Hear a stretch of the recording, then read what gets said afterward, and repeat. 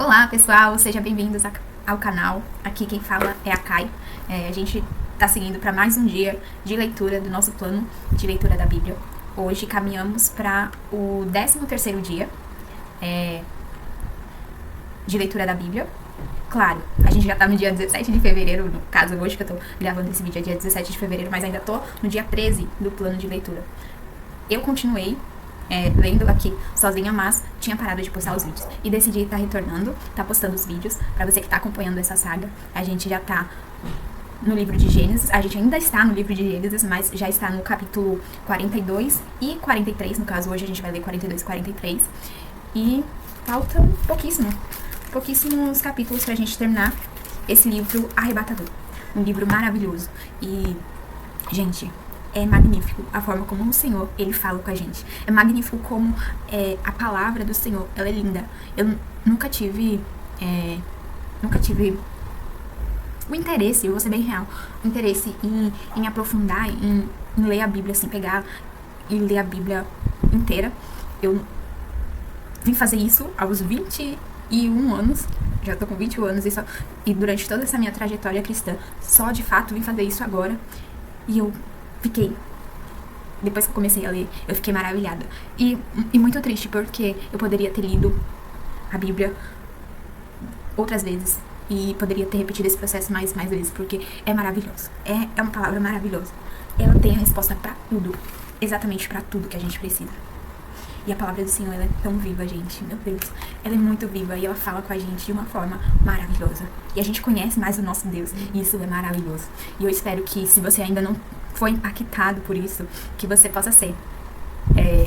Olha, você terá mais de 365 dias, no caso esse ano é bissexto, mas que essa vontade, essa chama por ler a palavra do Senhor, ela venha queimar, ela venha arder dentro de você pro resto da sua vida. E que você possa ler a Bíblia, não só uma, mas muitas e muitas vezes.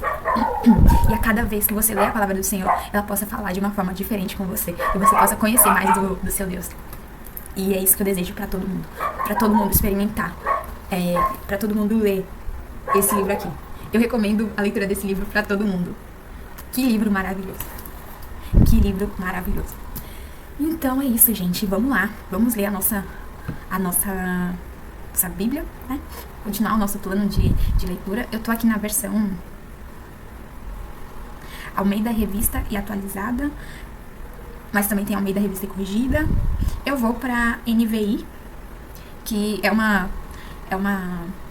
versão bem simplificada, e eu acho assim, pra gente que tá iniciando a leitura agora, eu acho uma tradução muito boa.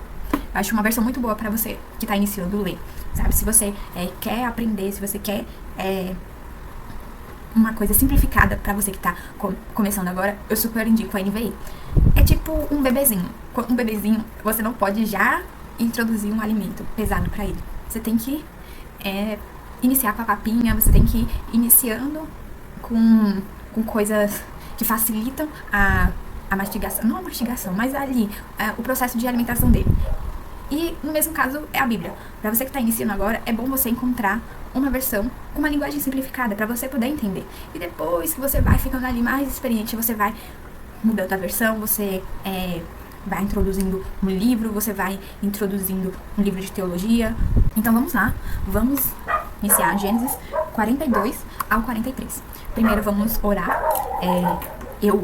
Durante esse tempo, eu montei uma oraçãozinha, deixei aqui no post-it, uma oração com algumas coisas que eu tenho que pedir a Deus, pra eu sempre lembrar de pedir a Ele, pra que Ele me conceda, pra que eu entenda a palavra dele. Então, quais são essas coisas? Primeira coisa que eu oro pedindo a Deus é por desejo e disciplina de ler a palavra dele, pra que o Senhor Ele conceda pra mim desejo e disciplina quando eu for ler a palavra dele, que Ele também conceda a mim crescimento e transformação, sabedoria e entendimento, e que Ele abra os meus olhos espirituais. Então, que você possa anotar também esses tópicos, pra quando você estiver orando, você lembrar sempre de pedir a Ele. O Senhor, Ele tá com as mãos estendidas e Ele pode nos conceder sabedoria, Ele pode nos conceder entendimento, Ele nos dá crescimento e Ele também nos dá transformação. A palavra, Ele tem esse poder. Então, que ao a gente fazer essa leitura, o Senhor, Ele possa conceder isso pra gente. Então, vamos orar, convidando também o Espírito Santo pra vir fazer parte desse momento, pra que a gente possa compreender a palavra do Senhor. Amém? Então, vamos lá. Senhor, meu Deus, nosso Pai, nos colocamos em Tua presença neste momento, Senhor. Nesse momento, quero oferecer diante de Ti e também quero convidá-lo, Senhor, Pai, eu quero consagrar essa leitura diante de Ti.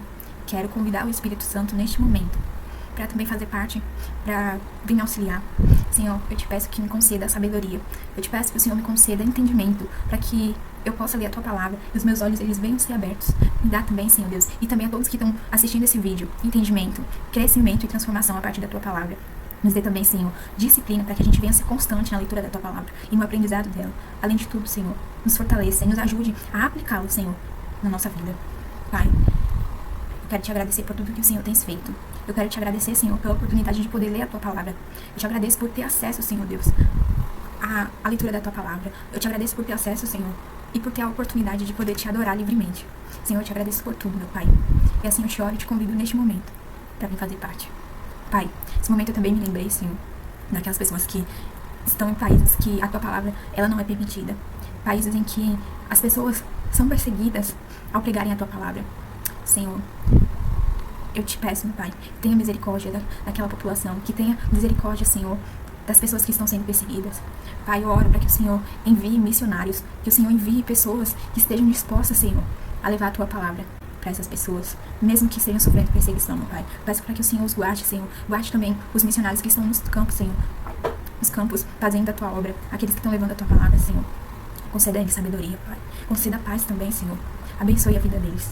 E assim eu te oro, neste momento. Também peço que o Senhor venha retirar todo medo, toda ansiedade, Senhor, do meu coração. Que o Senhor venha me dar paz para que eu possa realizar esse trabalho diante de Ti. E ofertar, Senhor, o meu melhor a Ti.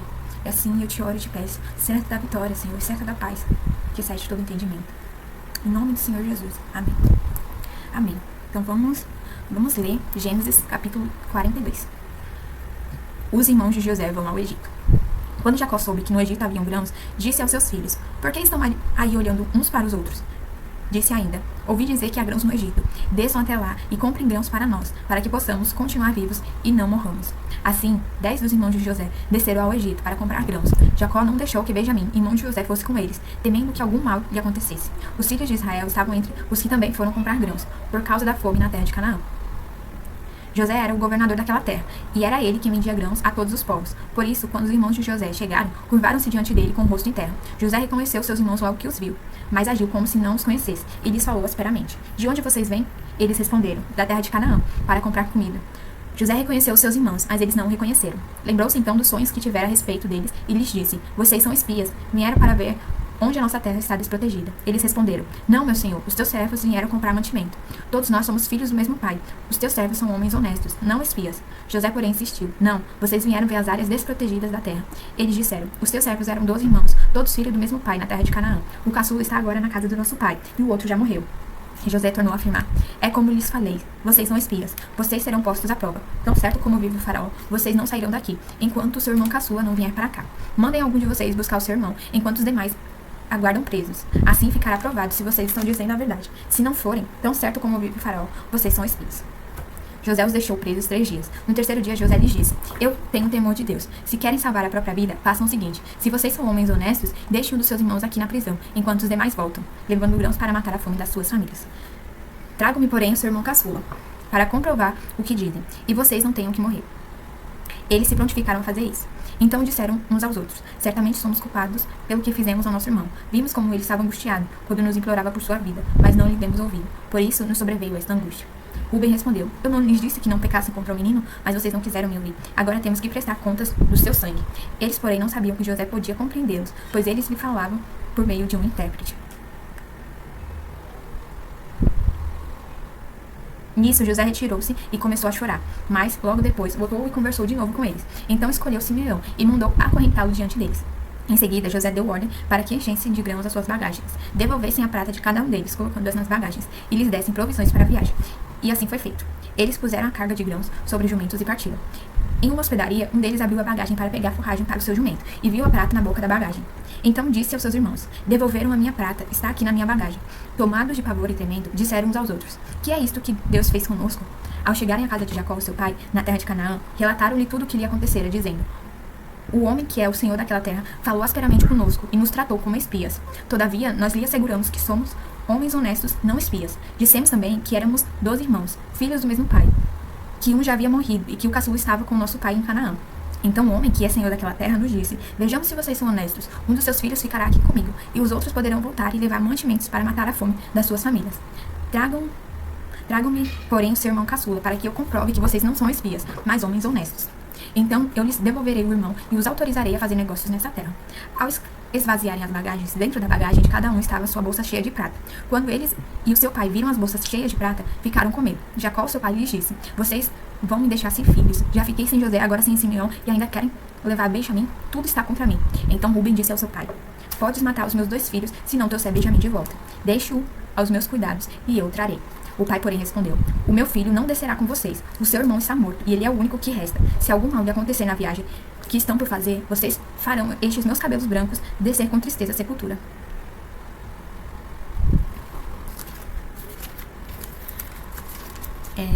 Gênesis 43. A segunda viagem ao Egito. A fome continuava rigorosa na terra. Assim, quando eles já haviam consumido todo o grão que trouxera do Egito, Jacó, o pai deles, lhe disse: voltem e comprem um pouco mais de mantimento para nós. Judá, porém, lhe disse: o homem nos advertiu severamente: não voltem à minha presença, a não ser que tragam seu irmão. Se enviares o nosso irmão conosco, desceremos e compraremos mantimentos para ti. Se, porém, não o enviares conosco, não iremos, porque foi assim que o homem falou: não voltem à minha presença, a não ser que tragam seu irmão. Israel perguntou: por que me causaram este mal, contando aquele homem que tinha outro irmão? Eles responderam: eles nos interrogou sobre nós e sobre a nossa família, e também nos perguntou: o pai de vocês ainda está vivo? Vocês têm outro irmão? Nós simplesmente respondemos ao que ele nos perguntou. Como poderíamos saber que ele exigiria que levássemos nosso irmão?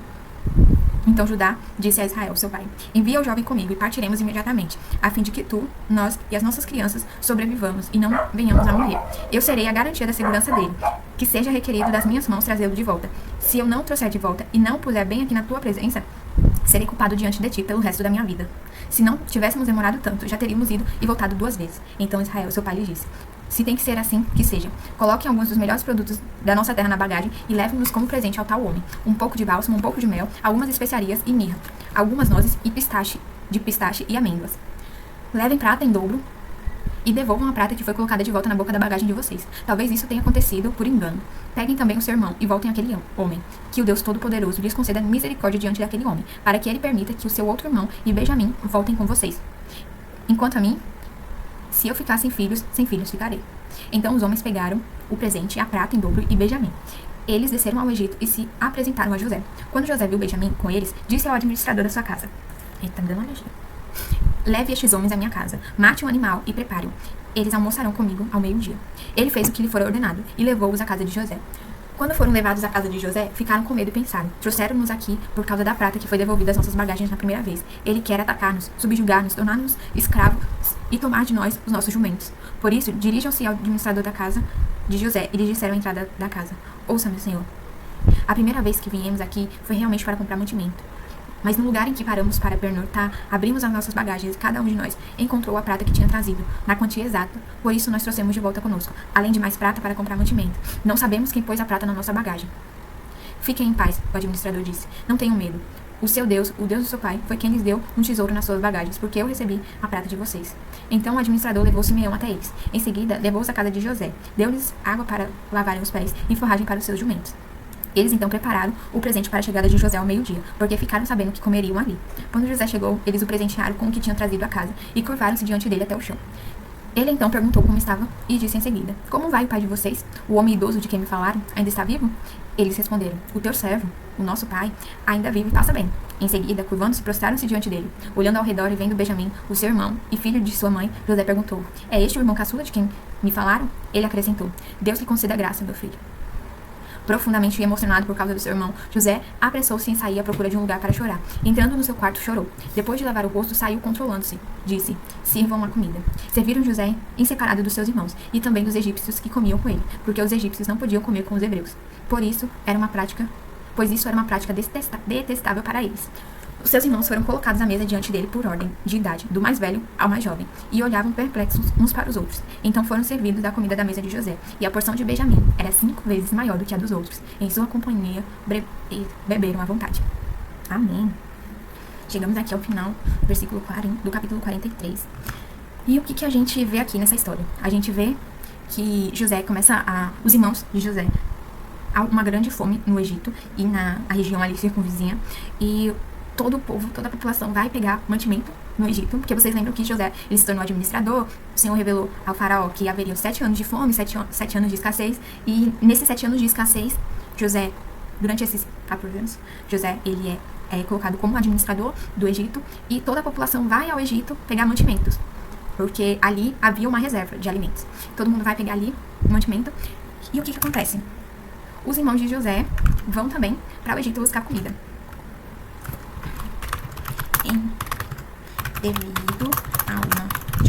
Devido a uma grande fome, na região do Egito e no Egito, uma grande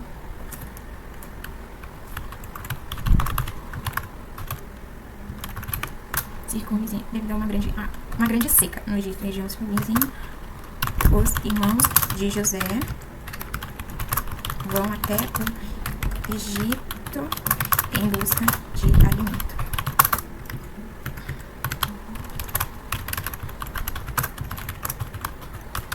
E ali, os irmãos de José vai até o Egito buscar mantimento, e a gente sabe que não era o destino, mas, dada aquela situação, José reencontra seus irmãos. A gente percebe que José ele tinha uma grande sensibilidade. José ele não se aguentou, começou a chorar, aquilo mexeu muito com José. E José começa então a fazer uma série de questionamentos aos irmãos dele. E eles dizem, olha, José sabia quem eram os irmãos, com certeza. Eles começam a dizer assim, vocês são espias. Ele queria, como que eu posso falar? Queria desestabilizar os irmãos dele, e conseguiu com sucesso. Ele começa a acusar que os irmãos dele eram espias. José não se revelou, e ficou acusando, vocês são espias. E os irmãos dele, para provarem que não eram espias, disseram, não, a gente tem um pai, a gente tem irmão, é possível provar, você pode, os irmãos dele estavam querendo dizer, olha, se você for lá na minha cidade, você vai saber quem é a nossa família, a gente tem uma família. E ali José fala assim, olha, então, pra vocês me provarem que vocês não são espias, vocês só vão voltar aqui. José deixa um irmão preso, e fala assim que só vai liberar o outro irmão acho que é isso, se trouxerem o irmão mais novo. Aqui, o caçula já... Aqui, tão certo como vive o faraó, vocês não sairão daqui enquanto o irmão caçula não vier pra cá.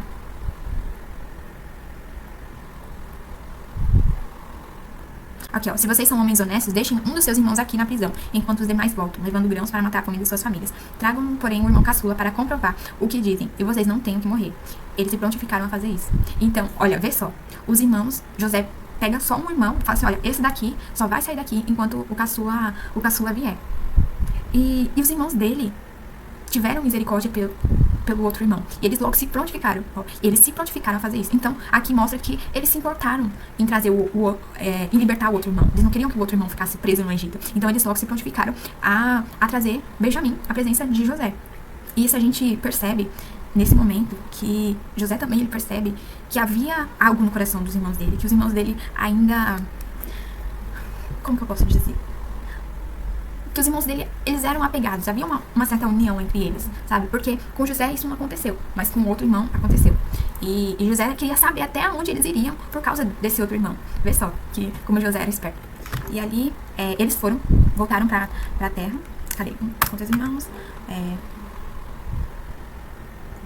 Simeão é preso até que Benjamim venha ao Egito. Os irmãos retornam à cidade